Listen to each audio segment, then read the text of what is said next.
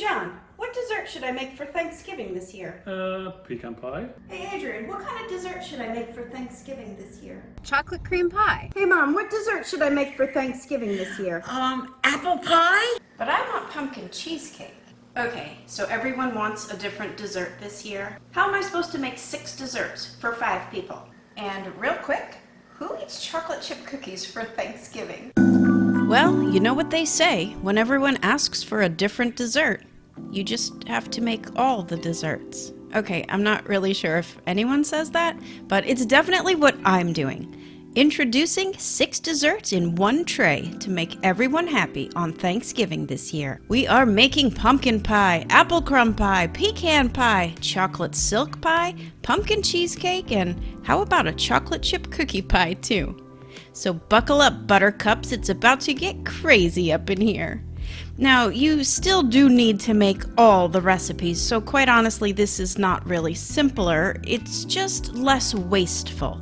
Rather than making 6 giant family-style pies and tarts for only 5 people, instead you will have a cute little sampler plate of everything. All the recipes have been scaled down so each one fits in this little compartment that I've carefully designed to accommodate this quarter sheet pan. You will have to do some pan prep before starting, and that is greasing and parchment lining a quarter sheet pan, and make sure that you leave the excessive amount of parchment paper hanging over the edges. That's going to help you be able to pull this whole thing out of the pan at the end. Now, the first recipe that I prepped ahead of time was my awesome cookie dough recipe, and I'm going to line the bottom only of this quarter sheet pan with just half of that cookie dough recipe. Now, of course, I'm using all of my recipes, and the links for everything will be below this video in the box. And then the other half of the cookie dough gets rolled out to the same size, but then cut into 1-inch strips. Now, this is going to be for the borders that separate all the compartments. Now, the thing I love most about this idea is that you can prepare all of the recipes ahead of time, with the exception of the no-bake pumpkin cheesecake, and I have an entire video talking about no-bake cheesecakes versus baked cheesecakes that you aren't going to want to miss.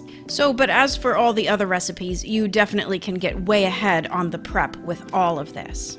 Now, I am measuring the cookie dough into perfectly 4-inch squares, and I'm going to remove one of them and replace that with my chocolate chip cookie dough recipe. I've brushed the base dough with aquafaba, and that's going to help everything stick into place. And honestly, this was the hardest part of this whole project. I mean, prepping the recipes ahead of time is a breeze, and now you can just start pouring them in. Let's start with pumpkin pie.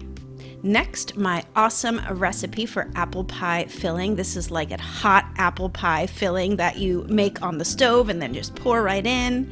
The next one is my most recent recipe for caramel pecan bars. And you know what? This whole thing reminds me of TV dinners from the 70s. Man, we grew up on them. Only this one is way better because it's all dessert. Okay, now don't forget that the no-bake stuff, the pumpkin cheesecake and the ganache silk pie, those are cold preparation desserts, so you have to get those compartments blind baked. And with a piece of parchment paper and some pie weights, well, I use rice because I'm too cheap to buy pie weights, and you're just going to line those empty spots. Next goes what actually turned out to be the dreaded pie dough for the top of my apple pie, and you'll see why I'm saying that a little bit later. I found some vegan store-bought pie dough, and I thought, this will save me some time, and I don't have to make my recipe for pie dough. Man, did I pay for that mistake. You'll see that monstrosity when it comes out of the oven.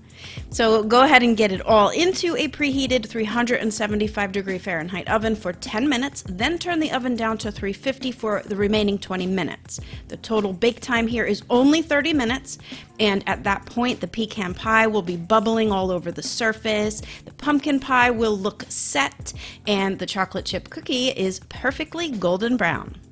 Now, that apple pie looking horrifying with the store-bought dough. I tried to save it by caramelizing the top with some sugar and my blowtorch, but instead I almost burned the house down. I do not know what was up with that pie dough, so instead I just decided to pull that thing off of there and use a crisp streusel topping for an apple crumb pie instead. But not before I had another problem to deal with. The blind bake section of the one cookie dough wasn't cooked. It was totally raw. Now, this side was actually good and perfectly golden brown, but the one that was next to the pecan pie filling got all soggy. So I think some of that pecan pie filling seeped into that space and it just created a mess. Now, here's my brainiac idea. I'm scraping out that raw dough because it's totally unusable anyway. But I'm going to rebake it just on a sheet pan, and now I'm lining that empty space with graham crackers, which is probably a better base for my pumpkin cheesecake anyway. I'm going to pour the ganache into that other space, the one that baked pretty nicely, and then my no-bake pumpkin cheesecake recipe goes into the one that I newly lined with graham crackers. Now, I'm going to say it again, I have an entire video talking about no-bake cheesecake versus baked cheesecake and why I opted for the no-bake variety here. Against my wishes, believe me, but I came out with an epic success here. Okay, let's get back to this amazing recipe. Amazing is not even the word for it. I don't even know what to say about this process. But my apple crumble pie topping epic save was a win. I went ahead and piled on that crumbled up cookie dough that I rebaked, and with a drizzle of sugar glaze, this 6 desserts in one tray extravaganza is now complete.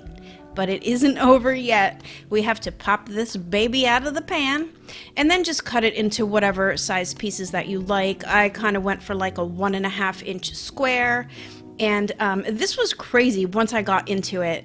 And I really do love the bite-sized pieces on a platter like this for a Thanksgiving buffet dessert table. You know, then you don't really have to commit to like giant pieces of one dessert. You kind of can pick little bite-sized pieces of all of them. So I do have to say this was kind of crazy once I got into it, and I realized pretty quickly that this was not at all simplifying my dessert preparation whatsoever. Because in actuality, I was doing the same amount of work by mixing all the recipes. It was really just cutting down on the portion sizes so you don't have 6 giant family-style pies and tarts for just 4 or 5 people.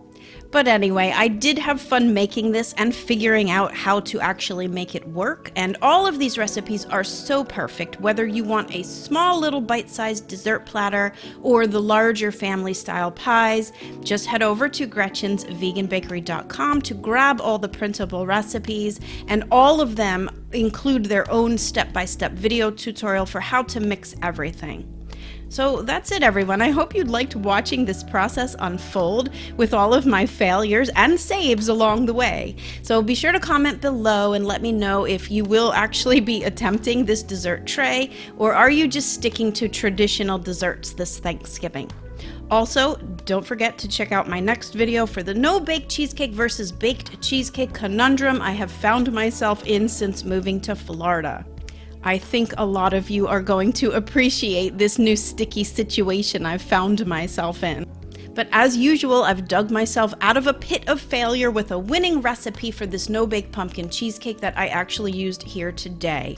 Alright everyone, thanks again for watching my videos, hanging out here with me for a few minutes a week. And until next time, happy vegan baking. Bye for now. And the award for Best Actress goes to my mom. Check out this blooper reel, you guys. This was unbelievable just to try to film her saying apple pie. Hey Mom, what dessert should I make for Thanksgiving? Look like a whack-a-mole. Yeah. Okay. All right, come on. It's not that difficult. Okay. Hey Mom. Okay. Come on. Hey Mom, what dessert should I make for Thanksgiving this year? Apple pie?